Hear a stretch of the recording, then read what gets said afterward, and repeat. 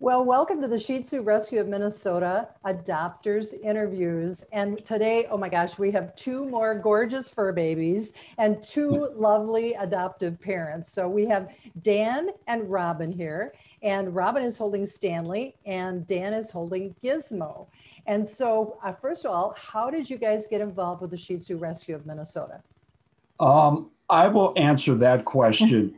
We were living in Maryland with our first Shih Tzu, and Robin got a job at Medtronic and she came to the cities. I stayed behind to take care of selling the house and moving. Sure. And probably one of the times at my job when I should have been working, I stumbled upon the Shih Tzu rescue site.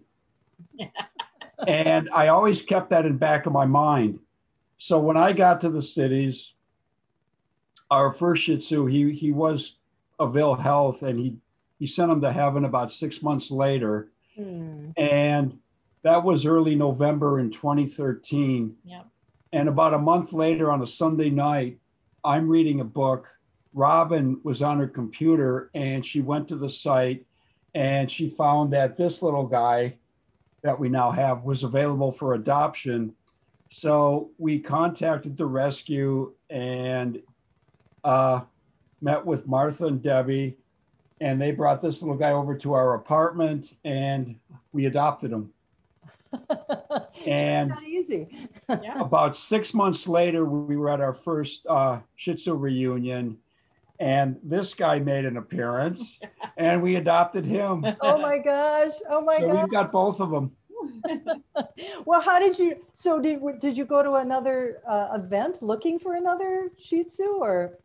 No, we were just attending our first Shih Tzu rescue reunion. Oh, at the reunion. Yeah. Okay. The reunion, yeah. Yeah. Okay. So we I thought adopted. you meant heck event. Nope. Yeah. Yeah. When we adopted Stanley, it was in December. Okay. December 24th. And he, we didn't really know how old he was. He's approximately between 11 and 13, because he was one of the rescues from the North Dakota puppy mill. That's right. And so we enjoyed that experience so much. He's such a lovey guy. And then we went to our first rescue reunion, and we were walking Stanley around and talking with Martha and talking with Debbie. And all of a sudden, Gizmo showed up. He had been a rescue. He had a very serious operation for his, what was that? Liver. The liver shunt. And so he was recovering from that, and he just took to Dan like mad. He just followed him all over, and they walked all over, and we're like, well, I think that's a natural. We got to get Gizmo too. Oh, interesting. Did you have any concerns with bringing in a dog that had the health issues? No, not at all. We, as Dan had mentioned, our first Shih Tzu that we had for just around 13 years had diabetes and had gone blind and all that kind of stuff. And even through all of that, we wouldn't have traded anything, because he was just such a lovey boy. And I find them so calming, and having them on my lap is just the best thing. Yes. So Dog energy. Nothing better than dog energy. So Gizmo found Dan and said, "You're going to take me home, Dan." Yes. And Dan said, "Sure, okay, whatever." Now, Stanley, you said, came from that Fargo group. And for our listeners who don't know, there was a puppy mill up in Fargo, and there was 15 Shih Tzu puppies that came to the rescue. So did you get him right away as a puppy, or and what's it like getting a puppy mill dog?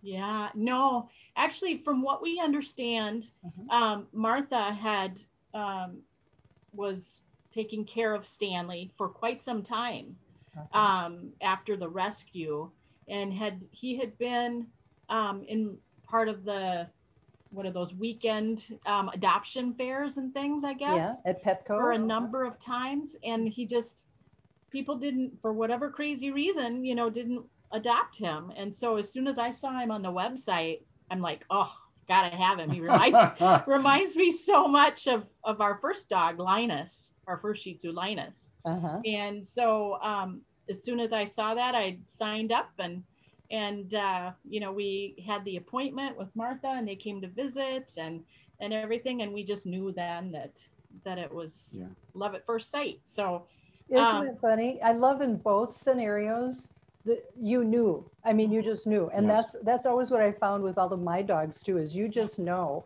And the same thing, I'm a foster mom now, and the same thing happens when I take the foster dogs for home visits. And, you know, it's everybody just knows when it's just, this is the right fit. So, what beautiful stories. Yeah.